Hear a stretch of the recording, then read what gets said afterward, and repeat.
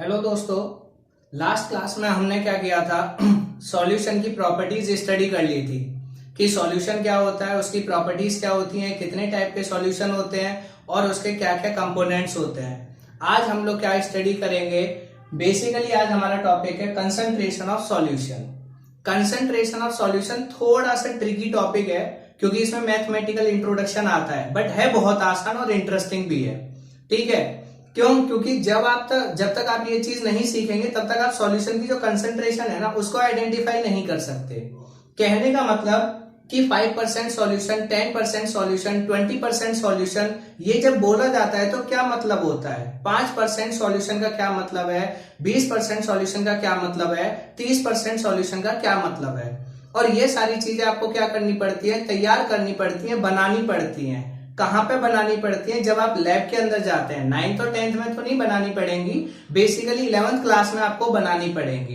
तो आपको आइडिया होना चाहिए कि इसका क्या मीनिंग है, क्या मतलब होता है। तो बेसिकली हम क्या करेंगे, पहले ये थोड़ी सी डेफिनेशन है, इनको आप नोट डाउन कर लीजिए, उसके बाद में टॉपिक को डिटेल में आपको कराता हूं। सबसे पहले कंसंट्रेशन ऑफ सॉल्यूशन का मतलब क्या होता है। कंसंट्रेशन ऑफ सॉल्यूशन का मतलब होता है the amount of solute present in a given amount of solution.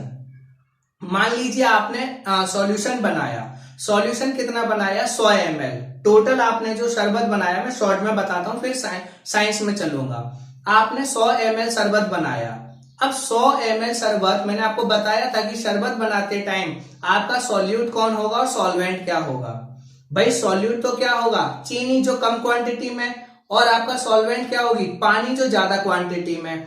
अब सॉल्यूट और सॉल्वेंट अगर आपस में मिल जाएंगे तो क्या बन जाएगा, सॉल्यूशन। मतलब शरबत जो पूरा बना है वो क्या है, 100 ml सॉल्यूशन। अब उस 100 ml सॉल्यूशन के अंदर आपने कितना सॉल्यूट यूज किया, कितनी चीनी इस्तेमाल करी। 100 ml शरबत के लिए जितनी चीनी आपने इस्तेमाल करी वही उसकी कंसंट्रेशन ऑफ सॉल्यूशन कही जाएगी। मान लीजिए आपने 20 ग्राम चीनी इस्तेमाल करी 100 ml में, तो आपकी कंसंट्रेशन ऑफ शरबत कितनी होगी, 20%। अगर आपने 5 ग्राम इस्तेमाल करी तो कंसंट्रेशन कितनी होगी, 5%। अगर आपने 8 ग्राम यूज करी तो कंसंट्रेशन कितनी होगी, 8%। आपको इसी तरीके से ये चीज समझनी है डिटेल में। तो कंसंट्रेशन ऑफ सॉल्यूशन में हम क्या निकालते हैं, कंसंट्रेशन ऑफ सॉल्यूशन में हम ये आइडेंटिफाई करते हैं कि जो हमने सॉल्यूशन बनाया है उसके लिए हमने कितना सॉल्यूट यूज किया है, कितना सॉल्यूट इस्तेमाल किया गया है सॉल्यूशन बनाने के लिए। उसमें सॉल्यूशन में जितना सॉल्यूट यूज किया गया है या जितना सॉल्यूट प्रेजेंट होता है वही उसकी कंसंट्रेशन ऑफ सॉल्यूशन कही जाती है। ये तो हुई कंसंट्रेशन ऑफ सॉल्यूशन की बात। अब चलते हैं, इससे पहले आपके 2 या 3 डेफिनेशन है छोटी छोटी सी जो पढ़नी है। सबसे पहली, सैचुरेटेड सॉल्यूशन क्या होता है, ये आपकी 1 मार्क्स में पूछी जाती है, इसलिए मैं आपको ये बता रहा हूं। सैचुरेटेड सॉल्यूशन क्या होता है दोस्तों, हिंदी में कहते हैं संतृप्त विलयन। कोई दिक्कत नहीं है। सैचुरेटेड सॉल्यूशन का मतलब होता है आपने सिंपल लिया ग्लास, इस टाइम नॉर्मल जो टेम्परेचर है, इस टाइम आपने ग्लास लिया, उसमें 1 चम्मच चीनी डाली, घुल गई। दूसरी चम्मच डाली, वो भी घुल गई। तीसरी चम्मच डाली, वो भी घुल गई। चौथी चम्मच आपने डाली, अब नहीं घुली। तो आपका इस टाइम जो टेम्परेचर है नॉर्मल, जितना भी आप कंसीडर करना चाहें, 25 से 30 के बीच में होगा, उतना आप कंसीडर कर लीजिए। आपने मान लीजिए 27 डिग्री, 27 डिग्री के टेम्परेचर पे जो आपने शरबत बनाया उसमें आपका कितना सॉल्यूट घुल सका, कितनी चम्मच के बाद सॉल्यूट घुलना बंद हो गया, 3 चम्मच के बाद घुलना बंद हो गया, 3 से ज्यादा नहीं घुल पाया। मतलब 3 चम्मच जब आपने चीनी घोल के शरबत बना लिया, वो जो 3 चम्मच चीनी घुला हुआ जो शरबत बना है, क्योंकि उसके बाद चौथी चम्मच जैसे ही आपने डाली वो उसमें नहीं घुल पाई। तो जब आपकी नॉर्मल टेम्परेचर या जो भी आपका टेम्परेचर है 20, 25, 5, 8 जो भी है, एक पर्टिकुलर टेम्परेचर पे किसी चीज के अंदर, सॉल्वेंट के अंदर जब सॉल्यूट घुलना बंद हो जाए, उस टाइम जो सॉल्यूशन बनके तैयार होता है उसे सैचुरेटेड सॉल्यूशन कहते हैं। मान लीजिए आप इस समय घर पे बैठे हुए हैं, इस टाइम आप पानी लीजिए, जो भी आपका टेम्परेचर हो, टेम्परेचर नोट करने की जरूरत नहीं है। आपने पानी लिया, उसमें चीनी डाली, 1 चम्मच घुल गई, दूसरी चम्मच डाली, वो भी घुल गई, तीसरी चम्मच डाली, वो भी घुल गई। ठीक है, चौथी चम्मच डाली वो नहीं घुली। इसका मतलब ये क्या बन गया, 3 चम्मच चीनी वाला आपका शरबत बनके तैयार हो गया। तो ये जो सॉल्यूशन बना, ये जो शरबत बना है, ठीक है, कितनी चम्मच, 3 चम्मच, 3 से ज्यादा तो इसमें नहीं घुल पाई। तो उस सॉल्यूशन को, जो ये 3 चम्मच वाला चीनी, 3 चम्मच चीनी वाला जो आपका शरबत बना है, इस सॉल्यूशन को मैं क्या कहूंगा, सैचुरेटेड सॉल्यूशन। मतलब एक नॉर्मल टेम्परेचर पे, एक नॉर्मल या डेफिनेट टेम्परेचर पे जब आपकी सॉल्यूट घुलना बंद हो जाता है और ज्यादा सॉल्यूट नहीं घुल पाता, उस सॉल्यूशन को, उस टाइम जो सॉल्यूशन बनता है, उस सॉल्यूशन को मैं सैचुरेटेड सॉल्यूशन कहता हूं। इसे गर्म नहीं करना, ध्यान रखना, ये नॉर्मल टेम्परेचर, डेफिनेट टेम्परेचर जितना है उतना ही रखना है। क्लियर हो गया। इस चीज को मैं क्या कहूंगा, इस सॉल्यूशन को क्या कहूंगा, सैचुरेटेड सॉल्यूशन कहूंगा। ठीक है, अब आपकी दूसरी डेफिनेशन आ जाती है सॉल्युबिलिटी। एक और डेफिनेशन आपसे पूछी जाती है, व्हाट इज सॉल्युबिलिटी, तो वो भी लिख लीजिए दोस्तों। सैचुरेटेड सॉल्यूशन लिख लिया आपने, clear. When no more solute, जब आपका और ज्यादा सॉल्यूट ना घुल पाए किसी सॉल्यूशन में, किसी पर्टिकुलर टेम्परेचर पे, उसको हम कहते हैं सैचुरेटेड सॉल्यूशन। अब चलते हैं सॉल्युबिलिटी की डेफिनेशन। फिर मैं आपको क्या करूंगा, एक और डेफिनेशन है, उसके बाद आपको कराऊंगा क्या, उसके बाद आपको सॉल्यूशन बनाने के तरीके सिखाऊंगा। ठीक है, कैसे बनाते हैं। अब आपकी आती है अगली डेफिनेशन दोस्तों, solubility.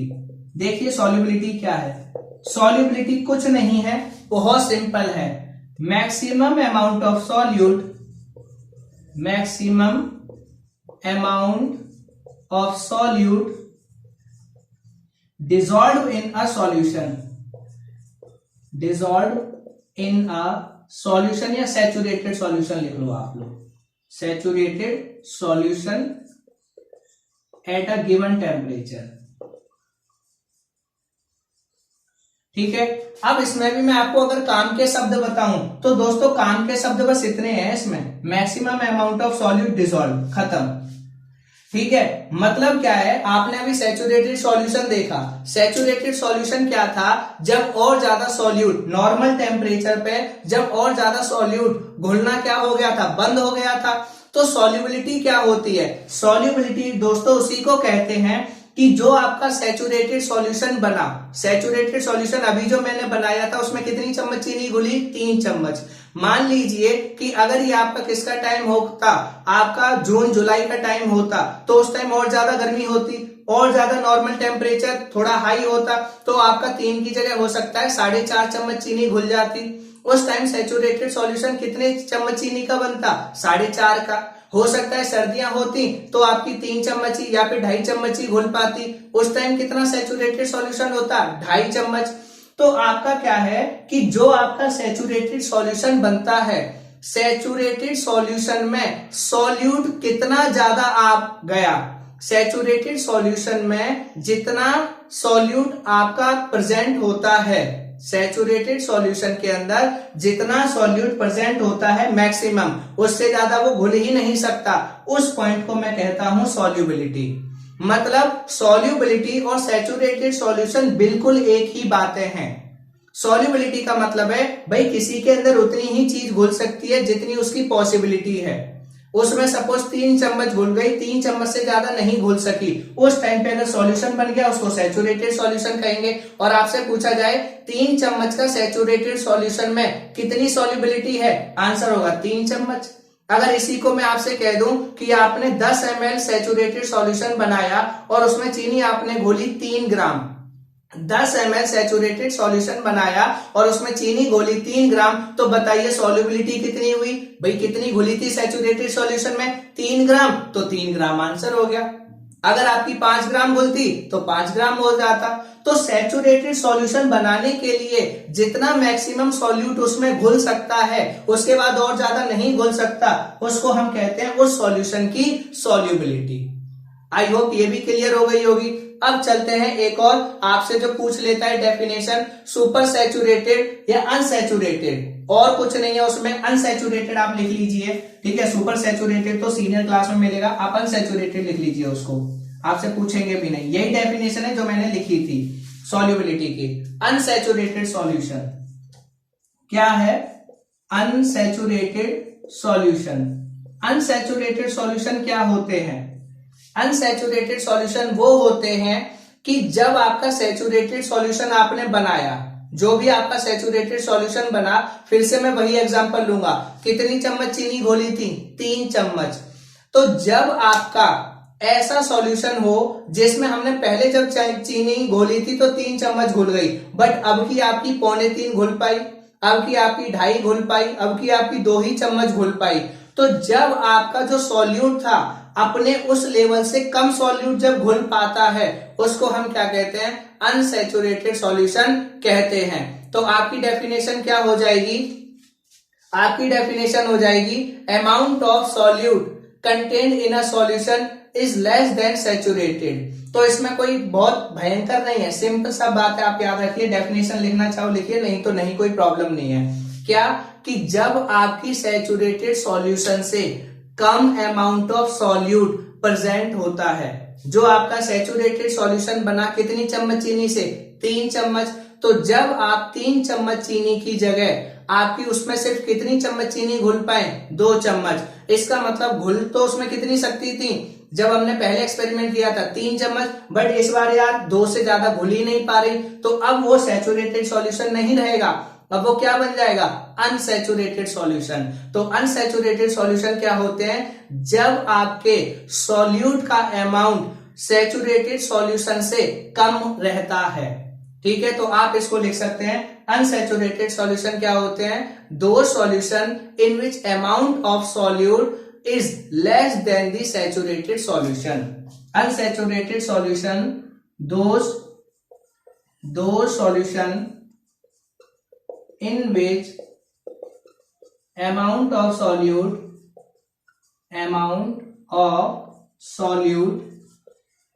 is less than saturated solution. ये थोड़ी सी मुश्किल है, बट आप क्या करोगे, जैसे इनकी प्रैक्टिस करोगे ना, अपने आप क्लियर हो जाएगा।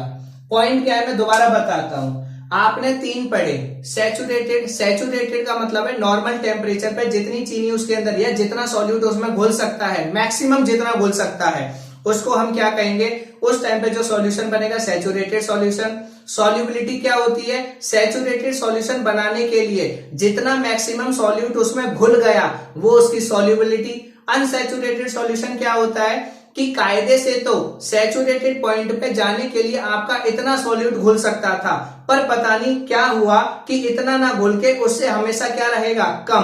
तो उस टाइम पे जो सॉल्यूशन बनेगा उसको अनसैचुरेटेड सॉल्यूशन कहेंगे। ये 3 डेफिनेशन याद रखना, ये आपसे पूछी जाती है, ये आपसे टीचर पूछते हैं। अब आपके आते हैं कंसंट्रेशन ऑफ सॉल्यूशन। क्या है आपकी कंसंट्रेशन ऑफ सॉल्यूशन। ठीक है, इस पे आपका क्या होता है, न्यूमेरिकल पूछते हैं, न्यूमेरिकल के लिए आपका फॉर्मूला है, वो बहुत टफ नहीं है, आसान है। कंसंट्रेशन ऑफ सॉल्यूशन मैंने आपको बताया कि आपके सॉल्यूशन के अंदर कितना सॉल्यूट प्रेजेंट है, उसे हम कहते हैं कंसंट्रेशन ऑफ सॉल्यूशन। मतलब क्या हुआ, जरा इसको समझिए।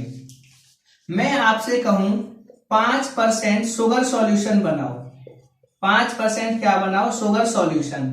अब ये जो आप परसेंट है, परसेंट का मतलब आप क्या मान लेते हो, 100। इसीलिए मैं आपको इसको 1 लीटर में नहीं बनवा रहा, 1 लीटर में करोगे थोड़ी सी आपकी कैलकुलेशन में फर्क पड़ेगा, पहले आप इसे 100 से समझो।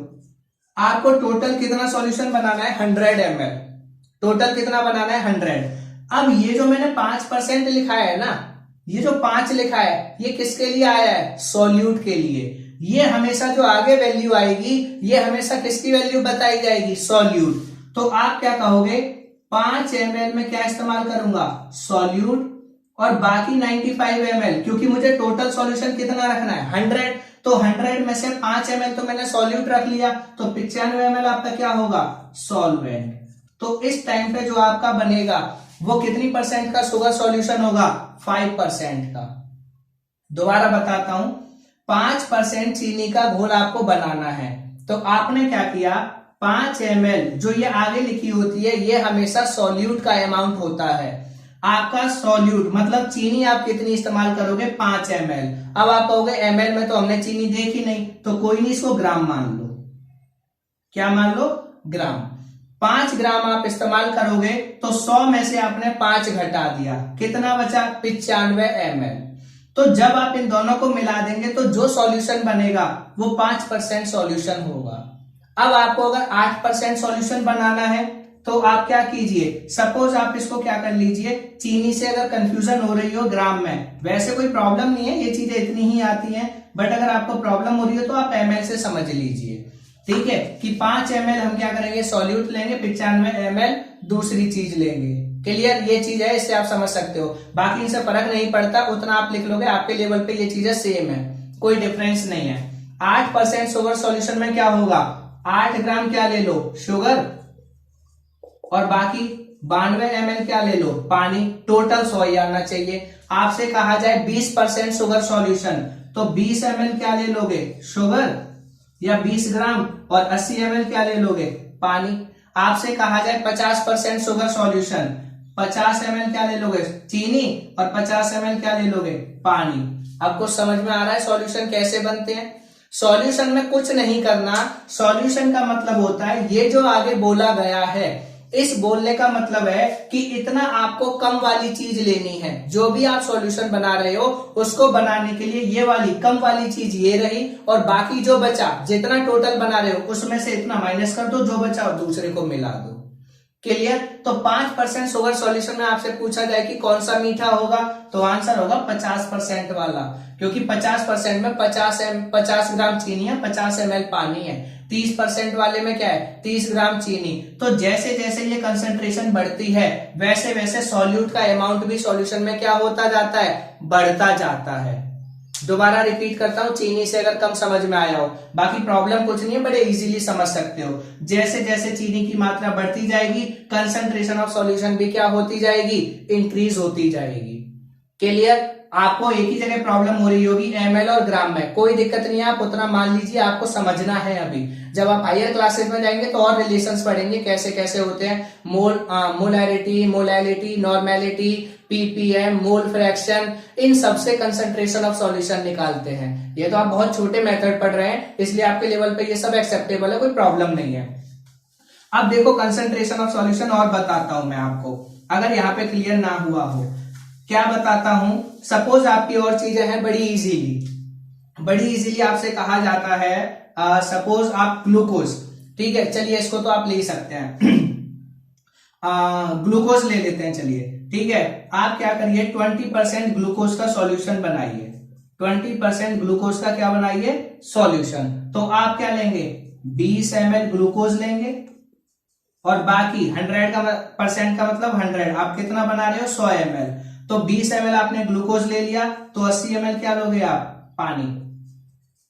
अगर आपको कहा जाता 30% या फिर 32%, तो आप क्या करते, 32% ग्लूकोज सॉल्यूशन में 32 ml क्या लेते, ग्लूकोज, और बाकी जो बचा कितना, ठीक है, 68 ml क्या लेते आप, पानी। कुछ समझ में आ रहा है सॉल्यूशन कैसे बनते हैं। अगर आपसे बोला जाए, जैसे जैसे आपको बोला जाए जो भी नाम है, आपको जिसकी मात्रा कम होगी, जिसका अमाउंट कम होगा, वो हमेशा पहले उतना लेना है, बाकी जितना आप बना रहे हो उसके हिसाब से। ठीक है, 100 में तो कोई सीधी सीधी कैलकुलेशन है, अगर यही 1000 हो जाए, भाई 1 लीटर आप बना रहे हो, तो भाई 1000 में 20% कितना होता है, 1000 में 20% कितना होगा, 200। तब आप क्या लोगे, 200 ml ग्लूकोज और 800 ml पानी। तो वो इसके हिसाब से बदलेगी कैलकुलेशन कि ये 20% में कितना आएगा। भाई 100 के हिसाब से तो 100 का 20% तो 20 ही होता है, 1000 का 20% कितना हो जाएगा, 200 हो जाएगा। क्लियर। अगर आप और ज्यादा बना रहे हो तो उसका 20% या जितना भी है। तो आई होप आपको सॉल्यूशन समझ में आ गए होंगे। तो जब आप कहते हो कि आपने 10% HCl, अब देखो, अब मैं आपको साइंस में समझाता हूं, ये तो हुआ लोकल में, इससे आपको क्लियर हो गया होगा, प्रॉब्लम नहीं होगी। अब कभी आप लैब में जाओगे तो लैब में आपको क्या मिलता है, आपको देखने के लिए मिलता है 10% सल्फ्यूरिक एसिड। अब इसका मतलब क्या हुआ कि आपने 10 ml तो क्या लिया है, H2SO4, और बाकी 90 ml क्या लिया है, वाटर। आई बात समझ में। 2% सल्फ्यूरिक एसिड, 2% सल्फ्यूरिक एसिड में क्या लिया है, 2 ml सल्फ्यूरिक एसिड, और बाकी 98 ml क्या लिया है, पानी।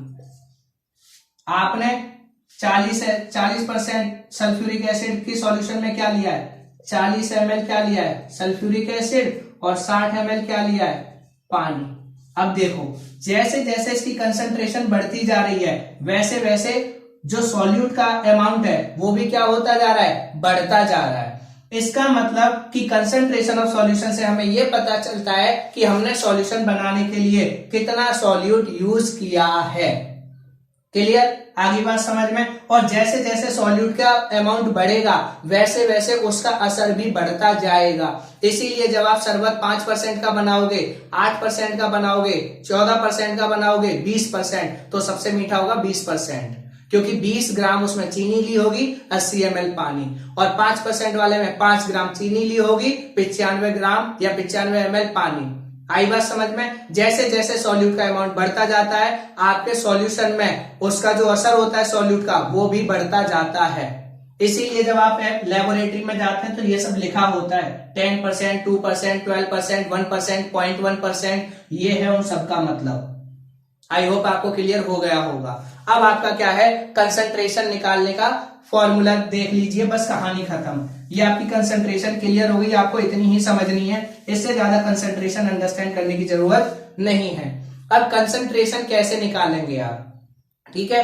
कंसंट्रेशन निकालने के क्या है, दो फॉर्मूले हैं जो आपको याद होने चाहिए। क्या, कंसंट्रेशन निकालने के दो फॉर्मूले, एक परसेंटेज कंसंट्रेशन, ठीक है, इसको आप क्या कर सकते हो, एक आप परसेंटेज में निकाल सकते हो, एक आप सिंपली किस में निकाल सकते हो, ठीक है, कैलकुलेशन में भी। तो आप परसेंटेज वाला याद रखिए, परसेंटेज में कोई दिक्कत नहीं है, ठीक है। तो इसका क्या हो जाता है, सिंपल फॉर्मूला हो जाता है mass of solute concentration of solution, यहां लिख देता हूं मैं, ठीक है। Concentration of solution, concentration of solution क्या हो जाती है, mass of solute divided by mass of solution, mass of solution into में 100। अगर आप परसेंटेज में नहीं निकालना चाहते तो 100 का मल्टीप्लाई मत कीजिए, अगर परसेंटेज में निकालना चाहते हैं तो 100 का मल्टीप्लाई कीजिए। अब देखो कंसंट्रेशन ऑफ सॉल्यूशन कैसे निकाल सकते हो, यहाँ पे जो आपने सॉल्यूट यूज किया है वो देखो किसमें किया है, मास, मास का मतलब ग्राम किलोग्राम, इसमें यूज करोगे। और आपका जो सॉल्यूशन बनेगा उसका भी आप क्या यूज करोगे, ग्राम किलोग्राम। जैसे आपने 4 ग्राम चीनी यूज करी और 96 ग्राम आपने पानी यूज करा, तो टोटल सॉल्यूशन 100 ग्राम आ जाएगा। और यहाँ पे इसीलिए जब आंसर लिखोगे, आंसर में अगर परसेंटेज, जब आप इसका आंसर लिखोगे तो आप लिखोगे mass by mass, m by m%, ठीक है, जो भी आंसर आएगा वो। ये आपको जरूरी नहीं है, अगर आप इसको भूल भी जाते हैं कोई नहीं, ये आप हायर क्लासेस में सीख जाएंगे, बट अभी के लिए आप हाल फिलहाल याद रखिएगा।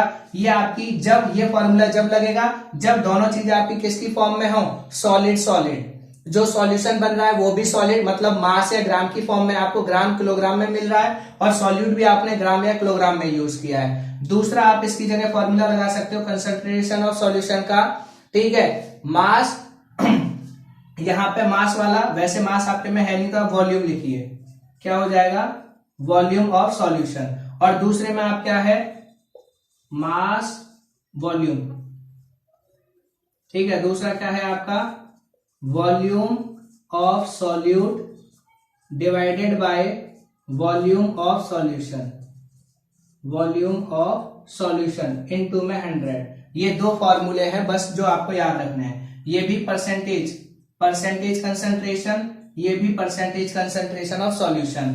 इसमें क्या है, जो सॉल्यूट होगा वो मास में होगा, जैसे मैं चीनी और उसकी बता रहा था, तो चीनी आपकी 5 ग्राम, तो 5 आप ऊपर लिखेंगे। टोटल सॉल्यूशन कितना बना है, 100 ml, तो देखिए इसकी कंसंट्रेशन क्या हो जाएगी, 5/100 गुणा में 100, तो कितनी परसेंटेज आ गई, 5%। देखा, यहाँ पे कोई फर्क पड़ा जो मैं आपको बता रहा था, इसीलिए बोल रहा था कि 1% फर्क नहीं पड़ेगा, परेशान मत होइए। अगर आप ml में लोगे तो फॉर्मूला क्या लग जाएगा, 5 ml चीनी और टोटल 100 ml सॉल्यूशन कर दीजिए यहाँ पे। क्लियर, तो एक ये है आप जिसमें क्या यूज करोगे, मास यूज करोगे, और दूसरा कौन सा होगा, जिसमें वॉल्यूम यूज करोगे। इसके लिए एक एग्जांपल दे रखा है, इसी के नीचे आप उसको ट्राई कीजिएगा। ये दो फॉर्मूले हैं परसेंटेज के, कुछ नहीं करना। कंसंट्रेशन ऑफ सॉल्यूशन का सीधा मतलब होता है कि आपका सॉल्यूशन के अंदर जो सॉल्यूट है वो कितना प्रेजेंट है। ये वाली हेडिंग अपने आप में स्पेशल है, इसलिए मैं इसके लिए एक अलग से यही वीडियो बनाई है। अगली में हम चैप्टर को आगे कंटिन्यू करेंगे। ठीक है, आपको वीडियो अच्छी लगी हो तो लाइक कीजिएगा, शेयर कीजिएगा, और कोई डाउट हो, क्वेरी हो या किसी तरीके का कोई भी सजेशन हो तो आप कमेंट बॉक्स में लिख सकते हैं। Thank you.